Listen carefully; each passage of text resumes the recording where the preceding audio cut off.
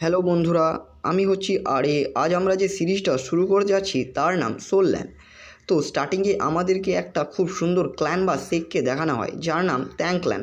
তার পাশে একটা জঙ্গলে আমরা দেখি কিছু এল্ডার একজনকে তাড়া করছে তাকে ধরার জন্য। সেই আমাদের এই সিরিজের মেন প্রোটাগনিস্ট বা হিরো, তার নাম ট্যাং স্যান।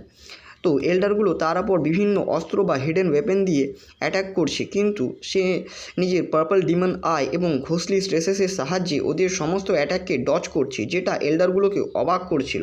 পালাতে পালাতে সে একটা পাহাড়ের চূড়ায় গিয়ে পৌঁছায় এবং এল্ডারগুলো তাকে ঘিরে ফেলে এবং আমরা জানতে পারি যে সে আসলে ইনার ক্ল্যানের সবচেয়ে বড় লাইব্রেরি থেকে কিছু গোপন স্ক্রিপচার বা তথ্য চুরি করেছে। সেই জন্য এল্ডারগুলো তাকে মৃত্যুদণ্ড দেওয়ার জন্য খুঁজছিল।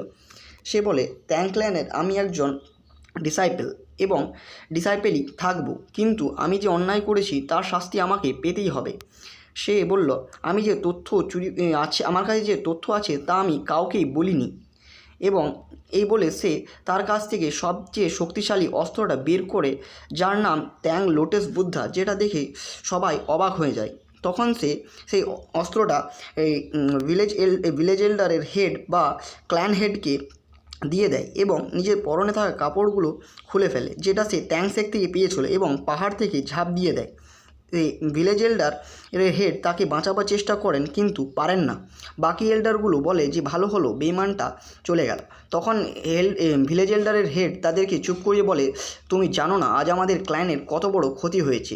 ট্যাং স্যান বুদ্ধিমান এবং সবচেয়ে ট্যালেন্টেড ছিল। সে চাইলে আমাদেরকে নিজের বুদ্ধা লোটাস দিয়ে নিমেষেই ধ্বংস করতে পারত। এবং তিনি ঘোষণা করেন যে যদি ট্যাং স্যাং বেঁচে থাকে তাহলে তিনি এই ট্যাং ক্ল্যানের নতুন চিফ তাকেই বানাবেন।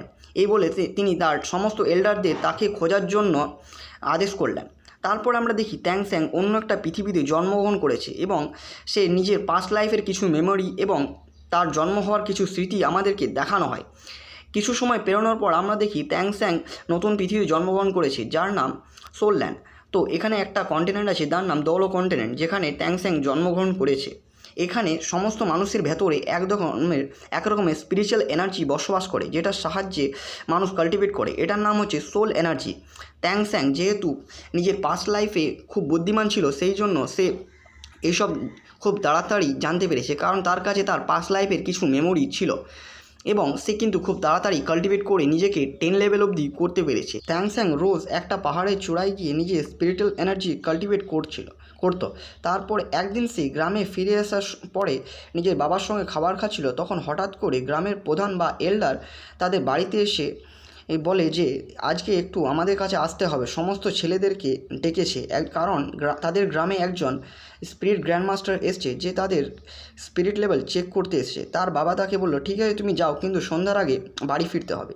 তারপরে সে সেখানে যায় এবং সেখানে গ্র্যান্ডমাস্টার তাদের সামনে হাজির হয়।